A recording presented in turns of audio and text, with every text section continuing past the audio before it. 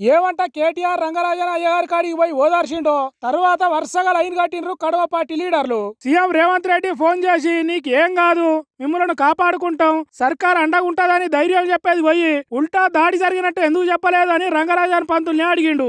అంటే సీఎం మాట తీరే అంత కావచ్చు గాని తర్వాత గుడుల మంత్రి కొండా సురేఖ పంతులు ఇంటికాడికి పోయి పరామర్శించింది. పోలీసులతో మాట్లాడి ఎసొంటి కేసులు పెట్టాలనో అన్ని పెట్టి లోపటయ్యిండ్రి దాడి చేసిన వాళ్ళని గట్టిగానే చెప్పింది. తర్వాత కేంద్ర మంత్రి కిషన్ రెడ్డి సార్ కూడా రామరాజ్యం సైన్యం పేరుతోని దాడి చేసుడు మంచి పద్ధతి కాదన్నాడు. వాళ్ళ పార్టీ ఎమ్మెల్యే రాజాసింగ్ ఉల్టా రంగరాజన్ అయ్య గారినే బదనం చేసినట్టు మాట్లాడిండు. రంగరాజన్ ముస్లింల కార్యక్రమాలలో పాల్గొన్నాడని బాయిలబడ్డోని మీద ఇంకో రాయేసినట్టు మాట్లాడిండు. ఇవన్నీ ఇట్లుంటే పోలీసులు రంగరాజన్ పంతులను తిప్పల పెట్టిన వాళ్ళను దొరకబట్టి అరెస్ట్ చేసిండ్రు. ఇదంతా ఎందుకు చేస్తున్నారు, వాళ్ళే చేస్తున్నారా లేక ఎవరైనా ఎనుకుండి నడిపిస్తున్నారా అని పోలీసుల మర్యాదతోని అడిగి తెలుసుకున్నారట. తర్వాత పోలీసులు చెప్పిన దాన్ని బట్టి ఆ వీరరేఘవరెడ్డి అనేటోడు 2022లోనే దేవుని పేరుతోని ఓ సైన్యాన్ని తయారు చేసిండట.